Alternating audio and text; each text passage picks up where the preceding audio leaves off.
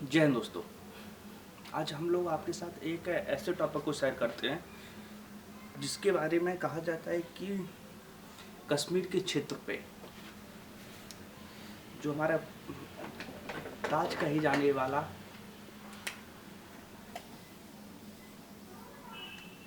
कश्मीर है, इस पर 3 राजवंशों ने शासन किया।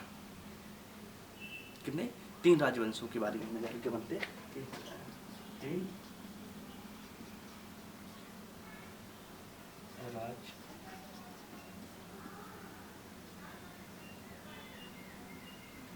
में राज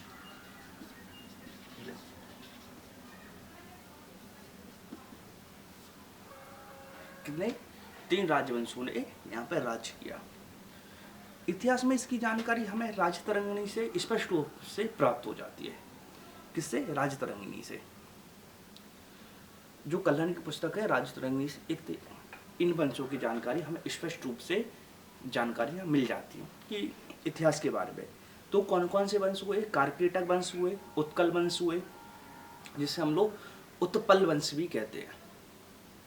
उत्पल वंश और लोहार वंश, इन वंशों की हमें जानकारियाँ प्राप्त होती है। तो सबसे पहले हम लोग कार्केटक वंश, पहला वंश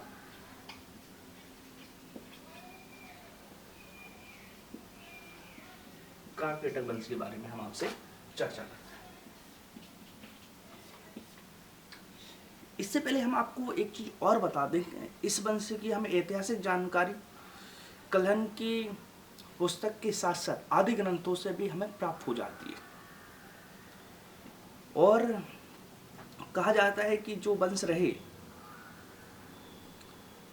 इसमें पहले हिंदू वंशों ने शासन किया, इसके बाद मुसलमानों ने यहाँ पर कब्जा कर लिया और मुस्लिम शासन हो गया। तो इस वंश की सबसे पहले हमें कार्केटक वंश के अगर हम संस्थापक को देखें तो हमें दुर्लभ बर्मन, कौन से संस्थापक किसको माने जाते हैं इस वंश के? यहाँ पे लिखते हैं संस्थापक दुर्लभ बर्मन फर्स्ट शासक हमें देखने को इस वंश के मिलते हैं, कार्केटक। ओके। और कहा जाता है कि इन्होंने कश्मीर के अधिकांश पूरे सिंध के प्रांत पे इनने का ही कब्जा था। इस प्रकार हमें जानकारी इनके बारे में हमें मिल जाए। और इनके ही दरबार में हैंसांग भी आया था, चीनी यात्री हैंसांग इनके ही दरबार में आया था। ओके। इसके बाद हमें दूसरा तारापिंड देखने को मिलता है इस वंश में। यहाँ पे लिखते हैं तारापिंड, तारापिंड दूसरे नंबर का। तारापिंड के बारे में हमें जानकारी मिलती है, क्रूर शासक रहा है, अपनी प्रजा को सताना, टैक्स लगाना और अपने महल में पड़ाए रहना, इस प्रकार की हमें जानकारियाँ प्राप्त होती हैं। लेकिन इसके बाद हमें सबसे योग्य शासक इस वंश में ललित आदित्य मिलता है।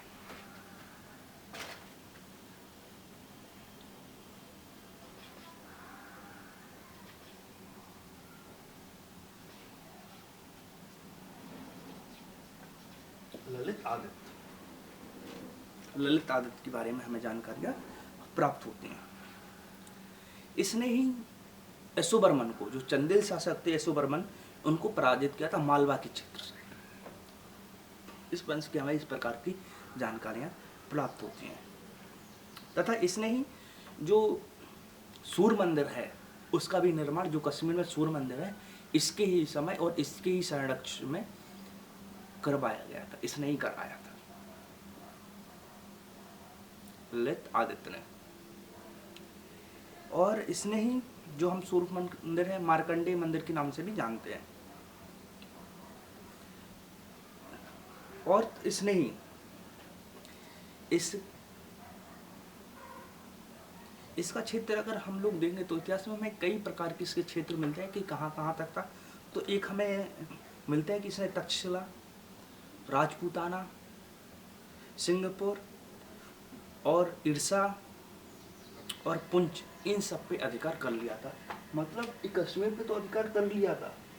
कश्मीर के साइड जो हमारा इस साइड का एरिया है,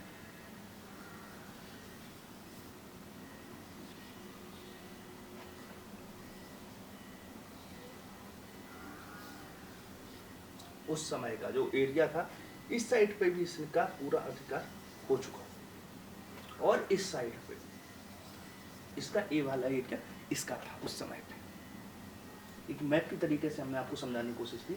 इस साइड का पूरा एरिया इसका पूरा हो गया था। इस प्रकार इसका यह एरिया बटा हुआ था। इस तरह की हमें जानकारियां प्राप्त होती हैं। इसके बाद इस वंश में हमें एक शासक और मिलता है, जयपिंड। कौन सा? जयपिंड। जयपिंड जयपिंड के बारे में इतना कुछ हमें जानकारी प्राप्त नहीं होती है, लेकिन जयपिंड के बारे में हमें एक चीज जानकारी मिलती है।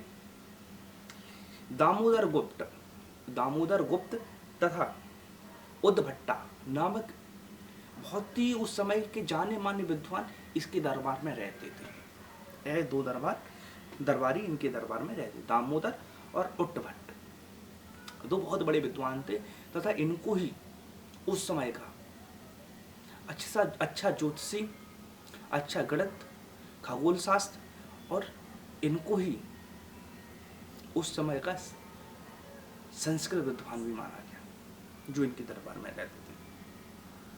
और धीरे धीरे जयपिंड की मृत्यु 810 में हो जाती है और धीरे धीरे इस वंश का समाप्ति की ओर बढ़ जाता है और इस स्थान पर उत्कल या उत्पल वंश आ जाता है। कौन सा? उत्पल।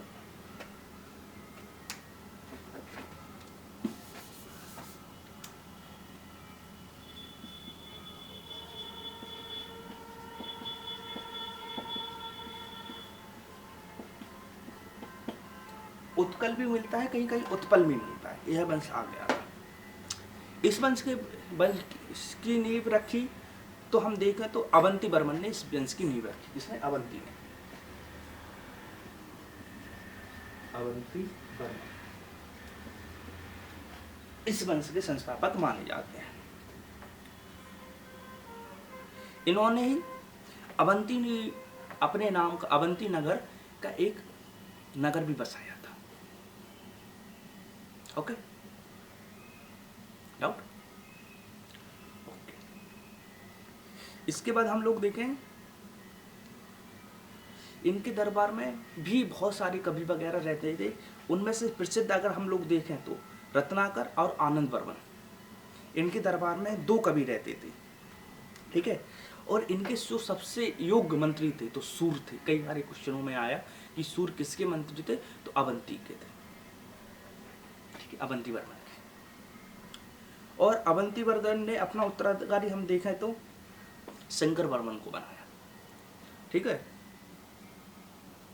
और इन्होंने किसने? अवंती वर्मन ने कश्मीर के साइड, जो इस साइड का क्षेत्र था,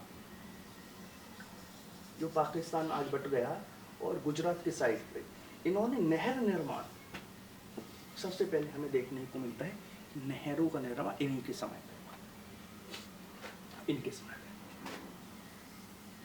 ओके। तो उस समय पे भी लोग कितने आगे बढ़ रहे थे, कितने अच्छे कार्य कर रहे थे। आज के लोग नहरों के पैसे आते हैं तो खा जाते हैं आज के नेता। स्वर्गवासी श्री राजीव गांधी जी ने एक बात कही थी कि मैं केंद्र से 100 रुपए भेजता हूं तो जनता के पास ओनली 1 रुपए पहुंचता है, 99 रुपए गायब हो जाते हैं।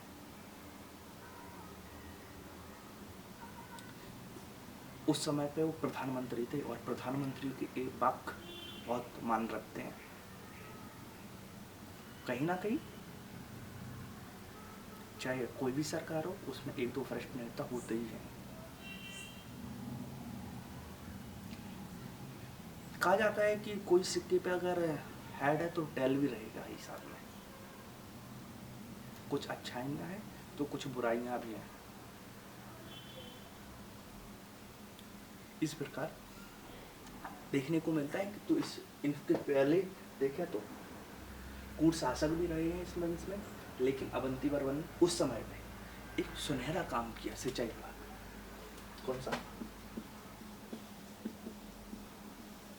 कहा जाता है कि उस समय कहा जाता है सिंचाई विभाग में अवंती वर्मन ने क्यों किया, क्योंकि उस समय पे इस साइड के एरिया में और गुजरात के साइड इस साइड के एरिया में बहुत भयंकर उस समय पे अकाल पड़ गया था और जनता त्राहिमाम कर रही थी। इसलिए उन्होंने यह सुझाव दिया कि जो प्रमुख नदियां हैं उनसे किसी भी प्रकार से नहरों को बनाया जाए और नहरों के जरिए उन पानी पहुंचाया जाए और किसानों तक ये सुविधा पहुंचा दी जाए।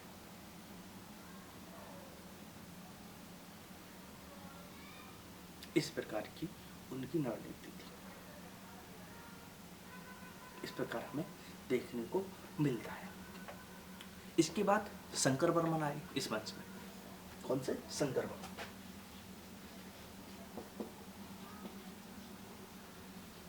शंकर उत्पल वंश में इन्होंने जो गुर्जर वंश था उसको जीतकर अपने साम्राज्य में मिला लिया। जो गुजरात के थे इस साइड का पूरा एरिया इन्होंने जो विद्रोह कर रहे थे उनको पूर्ण तरीके से जीत लिया शंकर वर्मन ने, और अपने राज्य में पूरे में इसमें इन्होंने मिला लिया। ओके, जीता और मिला लिया जो विद्रोह कर रहे थे। लेकिन इससे पहले अगर देखें तो नहर निर्माण अवंती ने करवा दिया था कि तुम विद्रोह कर रहे हो तो ठीक है करते रहो, लेकिन हम तुम्हें ऐलानी एक सुविधा देते हैं। तो कहीं ना कहीं देखें तो जब इसका पुत्र आया शंकर वर्मन आया, तो जब इनके पिताजी नहर बनवा गए तो कहीं ना कहीं प्रजा का झुकाव हो गया कि चलो ठीक है मैं तुम्हें राजा मान लेता हूँ। और गुर्जर तो वैसे भी कमजोर हो चुके थे तो अपने पूरे में इन्होंने मिला लिया। इस प्रकार हमें देखने को मिलता है।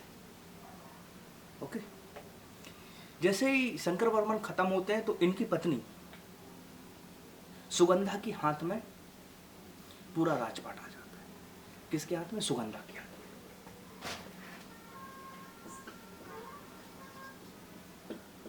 पत्नी थी सुगंधा के हाथ में। जैसे ही पूरा राजपाट आ जाता है तो यह शासक बन जाती हैं। लेकिन जैसे इनकी मृत्यु होती है तो हमें एक और रानी का कहर इस वंश में हमें देखने को मिलता है, जिसे हम लोग क्या नाम से जानते हैं? दिद्दा। किसकी? दिद्दा। उनका नाम था रानी में दिद्दा। दिद्दा रानी का कहर इस वंश में पड़ता है। और ये क्षेमगुप्त की पत्नी थी दिद्दा। इसकी क्षेमगुप्त इसी वंश में।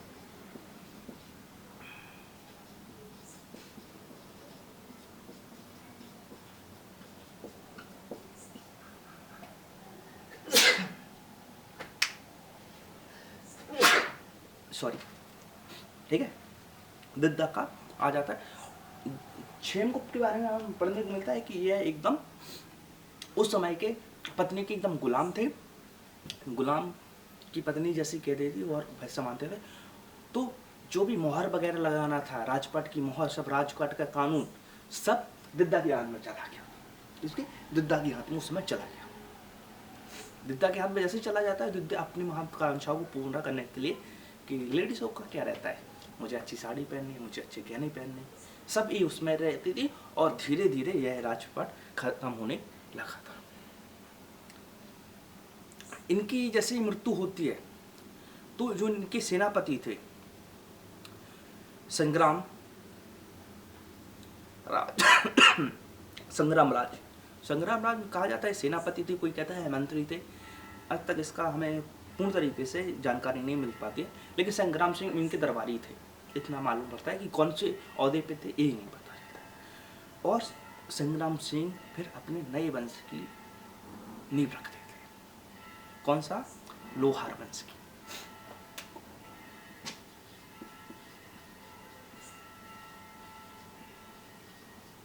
लोहार कौन सा संस्थापक? संग्राम सिंह। संग्राम राज, संग्राम राय या राज और सिंह इनके हाथ में आ जाते हैं। इनके बाद हमें इनकी एक चीज और देखने मिलती है। इनके समय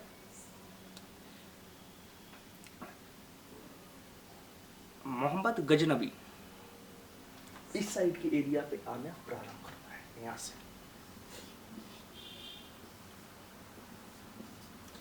दूसरी मार्ग से बनाते हैं।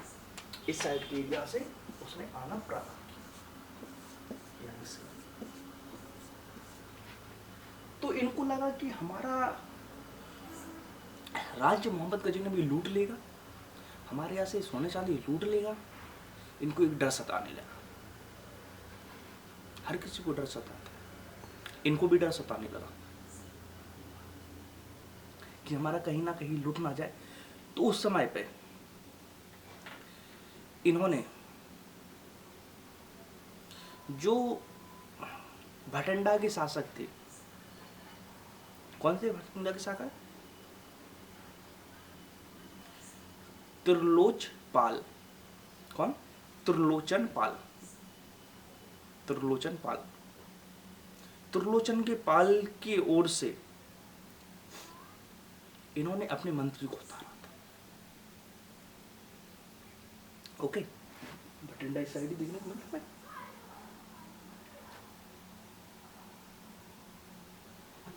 ठीक है, कौन से मंत्री को उतारा था इन्होंने? तो तुंग को। इनका मंत्री कौन था? तुंग। इस वाले एरिया को बचाने के लिए इस साइड के, हमारे साइड के किया हो, क्योंकि आक्रमण कर रहा था तो हमें पूरा ए वाला एरिया खतरे में था, कश्मीर से लेके गुजरात तक का एरिया। ओके, उसको बचाने के लिए यह किया गया। तुमको इन्होंने भेजा था संग्राम सिंह ने त्रिलोचन पाल के दरबार में कि आज हम भी थोड़ी सी सेना लेके आए, आप मोहम्मद गजनबी को किसी भी कृपा करके भारत में ना घुसने दें। लेकिन यह पराजित हो गए। इस प्रकार हमें जानकारी मिलती है। इसके बाद हमें देखने को मिलता है हर्ष इस वंश में।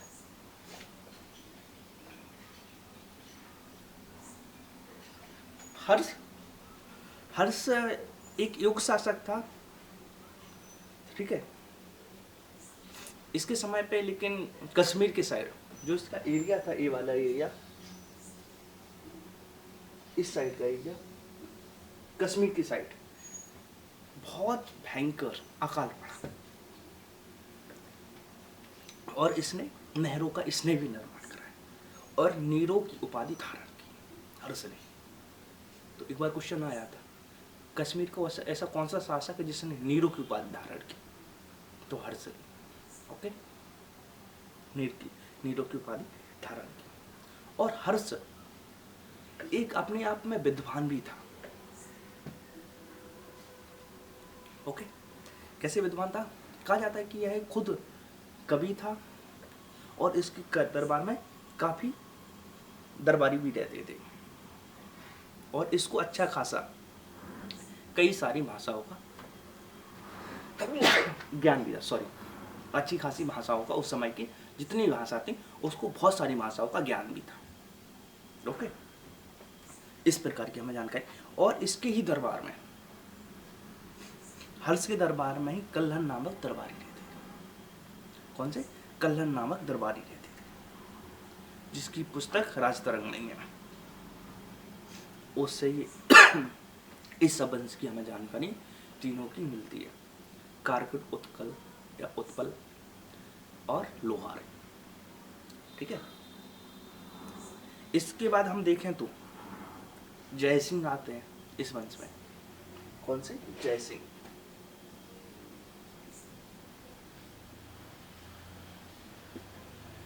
जय सिंह के बारे में अगर हम आपसे चर्चा करें तो जय सिंह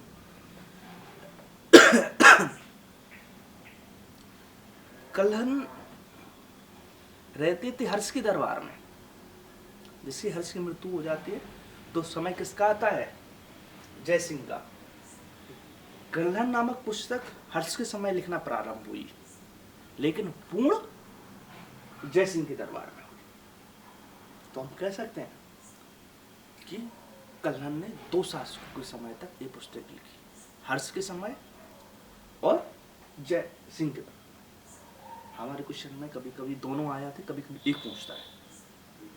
कल्हन की पुस्तक राजतरंगी किसके समय लिखी? अगर पूर्ण लिख के आ जाए कि कभी पूर्ण हुई, किसके शासनकाल में पूर्ण हुई, तो जय सिंह को मारना है टिक, और प्रारंभ हुई तो हर्ष के समय। और अगर एक ही रहे तो फिर एक ही मारना, जय सिंह आ जाए या फिर हर्ष आ जाए। कभी कभी घुमा के भी दे देते हैं इस प्रकार से, इसलिए मैंने बताया आपको। दोनों को याद रखना। कहा जाता है कि राजस्थान की पूर्ण तो हो गई, लेकिन इसके बाद कश्मीर पर यमन का आक्रमण होना शुरू हो गया।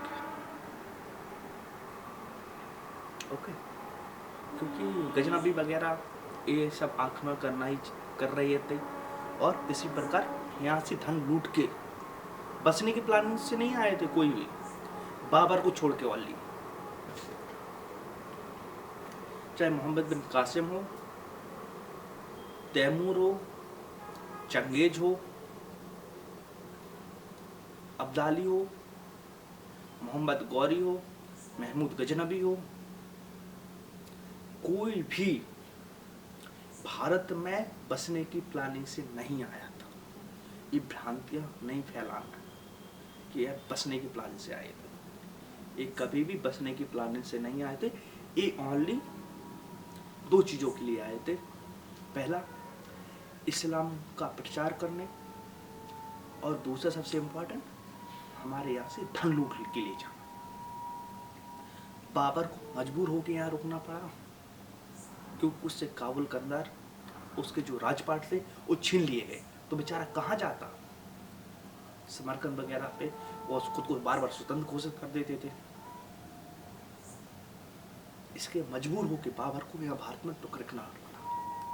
लेकिन बाबर के अलावा हम देखें, कोई भी आया वो भारत में बसने की प्लानिंग से नहीं आया। चाहे हम सिकंदर को देख लें, जितने भी हुए आक्रमण सब हमें लूटने के मकसद से आए, ना कि यहाँ बसने के मकसद से। इसके बाद हमें देखने को मिलता है कि भारत पे यमन अंधकार हो जाता है, ठीक है। और जो सबसे युग शासक हमें देखने को मिलता है, जैनुल आबेदीन।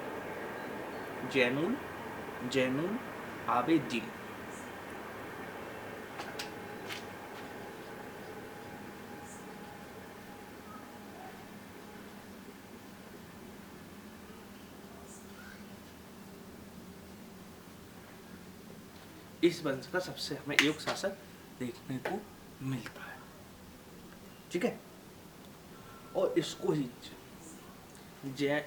जैनुल आबेदीन को ही कश्मीर का अकबर भी कहा जाता है। ओके, अब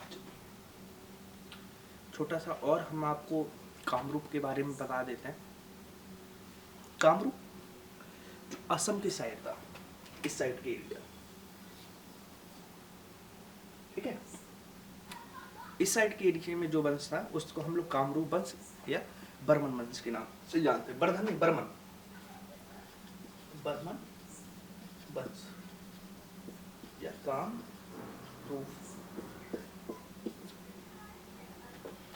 इस वंश के बारे में हमें जानकारियां मिलती हैं इस वंश के संस्थापक पुष्पवर्मन रहे। संस्थापक यहाँ पे लिख देते हैं, इसको ऐसे कर देते हैं, इस वंश के पुष्पवर्मन, इनको इस वंश का संस्थापक माना जाता है। ओके, पुष्पवर्मन कहा जाता है कि यह समुद्रगुप्त, जो गुप्त वंश से अलग समुद्रगुप्त के समकालीन थे। ठीक है, मतलब असम को पहले प्रयाग ज्योति क्या प्रयाग ज्योतिपुर के नाम से जाना जाता था। प्रयाग ज्योतिषपुर, ज्योति या कहीं ज्योतिष है, प्रयाग ज्योतिषपुर के नाम से इसको पहले पुकारा जाता था या बोला जाता था। और इन्होंने अपनी राजधानी पुष्पुर को बनाया। उसको पुष्पुर को, पुष्पुर को उन्होंने अपनी राजधानी बनाया पुष्पवर्मन ने। इसके बाद हमें दूसरा शासक देखने को मिलता है भूतिवर्मन। दूसरा शासक इस वंश पे भूतिवर्मन।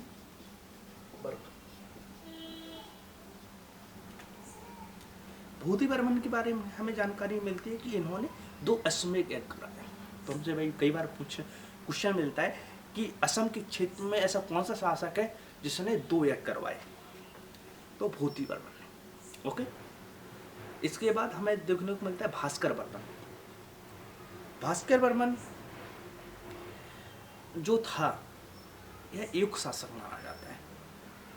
ओके, और धीरे धीरे यह वंश खत्म हो जाता है। पुष्पभूति वंश को हर्षवर्धन जीत लेते हैं, जो वर्धमान के शासक, और अपने साम्राज्य में मिला लेते। इस वंश को कौन जीते? हर्षवर्धन जीत लेते हैं। ओके, इस वंश की हमें जानकारी अब मिलती है।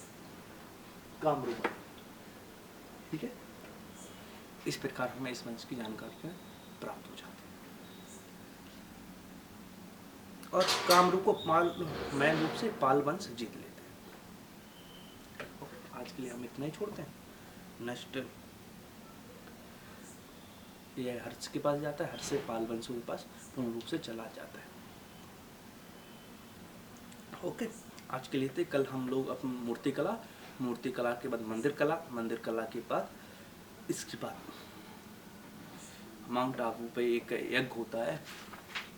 कौन सा यज्ञ के बारे में हमें जानकारी मिलती है कि माउंट आबू पे यज्ञ होता है, और यज्ञ से एक बहुत बड़ा यज्ञ होता है, और वहाँ से कुछ वंशों के उत्पन्न होने की हमें जानकारियाँ प्राप्त होती हैं कि एक प्रतिहार परमाल गुजरात के चालुक्य और चौहान वंशों को होता है कि जो मुगल हम पे आक्रमण कर रहे हैं, गजनबी मोहम्मद गौरी उस साइड के लोग, इस्लामी लोग हम पे आक्रमण कर रहे हैं, उनको किस प्रकार से रोका जाए, उनको ख़त्म करने के लिए वंशों की उत्पत्ति हुई कि इनको किसी प्रकार जो हम पे आक्रमण कर रहे थे किसी भी प्रकार हमें भारत में नहीं घुसने देना। ओके, बताएंगे कि किस प्रकार हमें पढ़ने को मिलता है कि इस साइड मुसलमानों का बोलबाला क्यों ज़्यादा है, कश्मीर की साइड क्या है। इस प्रकार हम आपके साथ शेयर करेंगे, और किस प्रकार की भ्रांतियाँ हमसे फैलाई गई हैं वो सब के बारे में चर्चा करते हुए, ठीक है, कुछ क्वेश्चनों पे भी शेयर करेंगे जो इस चौहान वंश, प्रतिहार वंश, जितने भी वंश पढ़ाए हैं सब के बारे में चर्चा करते हुए, क्वेश्चनों को सॉल्व करते हुए, PBIC क्वेश्चन जो हमारे पिछले साल पूछे गए हैं उन सब पे चर्चा करते हुए, और इसके बाद हम लोग ST तो ख़त्म हो ही जाएगी, इसके बाद हम लोग इकोनॉमी या फिर पॉलिटिक्स चालू करेंगे क्लास बाई क्लास। ओके, आज के लिए इतना ही। जय।